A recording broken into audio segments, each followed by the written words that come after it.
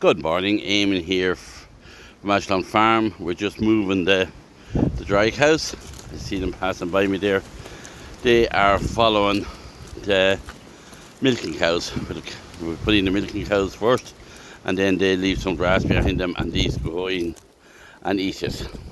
They don't need as good a quality grass as the milkers, as they need to cool off after, as I explained to you the last time, some of them has very good body condition, and we don't want to overfeed them. And along with that is, we don't want them to bag up with big bags of milk, and it's much harder to get mastitis. That's the oldest cow that's one of the oldest cows in here, that red one. And you see there, some of them painted red. And the tail paint or tail markings on them. Some of them is yellow. They're the ones with no antibiotics. The ones with the red tape on their tails, down there with green, she has no antibiotics either. But once in the red, you see down there with red tape. Now she got antibiotics and teeth sealer, so her milk cannot go in for a week after calving. That's the oldest cow in the herd. She's not that old, but she's the oldest at the minute. She hurt her foot and she's quite lame, and I think I spoke about her on video before. She will have the dry period now to improve. So she is improving. As I say, they won't be moving near as much as it would be if she was milking. So they're going down the old farm roadway. This roadway has been here for hundreds and hundreds of years, and we use it as well. We have two roadways to the farm. One towards the middle of the farm and the other on one side, and it leaves brilliant access to the farm, particularly in the winter time when we're trying to graze all the paddocks. So that's what's happening on the farm today, and that I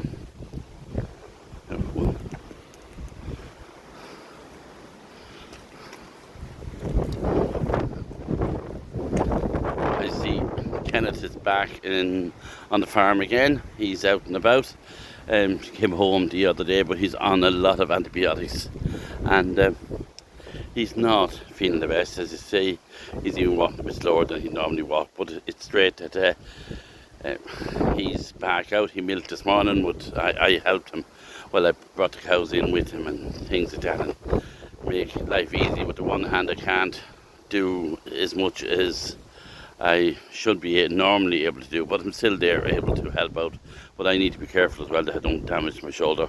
Franco, the young chap, the South African chap, has finished up with us yesterday evening. He was an absolute brilliant help, and we're really so lucky to have him.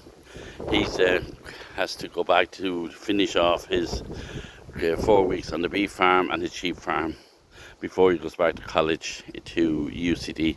So we're down to a much smaller number milking, so it's easier. But for the next week or two, I'll be still in the sling for another week, and Kenneth will probably take another week or two to come back themselves.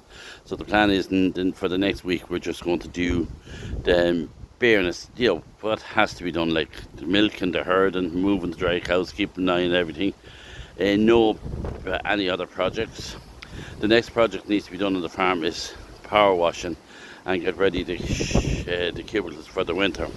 So we'd like to have that done, but at this stage, are certainly well started, but we haven't it done due to my shoulder and Kenneth's sickness. But we'll catch up on that. But what we did early in the year, because I knew we were going in for the operation, we prepared the calving boxes and the calf pens. They're all power washed out, whitewashed. They're all ready to go, and they're well disinfected, and they got at least 3 or 4 months of a rest period, so they'll be good to go in the 1st of September if we need to house any of the cows that's calving.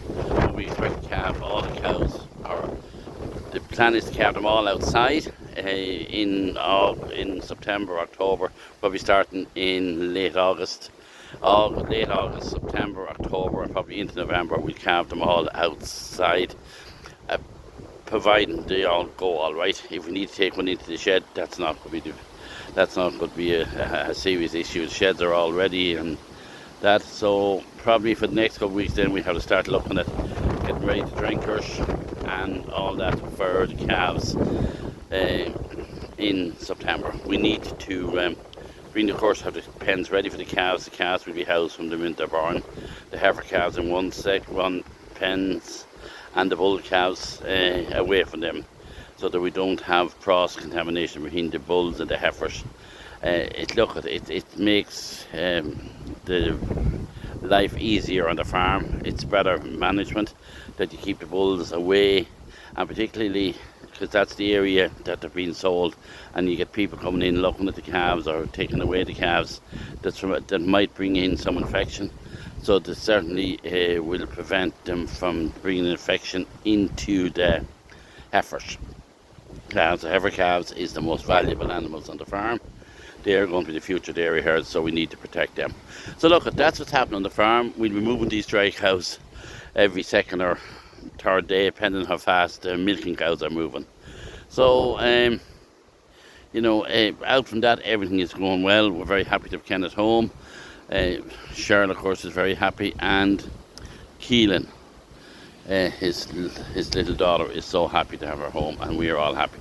So look, thanks for all the people that sent good wishes, that rang up inquiring about both Kenneth and myself. Thanks again, and thanks to all you that's constantly supporting me, and people that I meet that compliments me.